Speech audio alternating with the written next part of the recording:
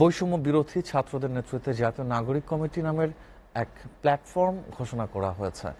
ছাত্র জনতার অভ্যুত্থানের শক্তিকে সংহত করে দেশ পুনর্গঠনের লক্ষ্যে নাসিরুদ্দিন পাটোয়ারিকে আহ্বায়ক, আক্তার হোসেনকে সদস্য সচিব ও সামান্তা শারমিনকে মুখপাত্র করে ৫৫ সদস্যের জাতীয় নাগরিক কমিটি গঠন করা হয়। এই কমিটির সদস্য সংখ্যা আরও বাড়বে। বিকেলে কেন্দ্রীয় শহীদ মিনার থেকে এই ঘোষণা দেওয়া হয়। কমিটি ঘোষণা করার পর এক বিজ্ঞপ্তিতে জানানো হয়, জাতীয় নাগরিক কমিটি একটি আহ্বায়ক কমিটি গঠনের মাধ্যমে কাজ শুরু করেছে।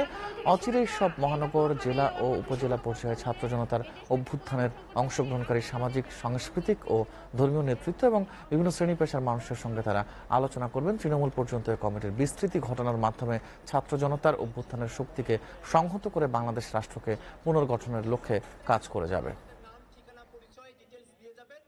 আমরা তরুণদেরকে একসাথ করতেছি এবং তরুণদের একটা প্ল্যাটফর্ম গঠন করতেছি।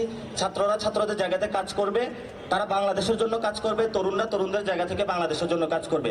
আমাদের মধ্যে ঐক্যবদ্ধের জায়গাটা একমাত্র বাংলাদেশ, আর কোনো জায়গা নাই।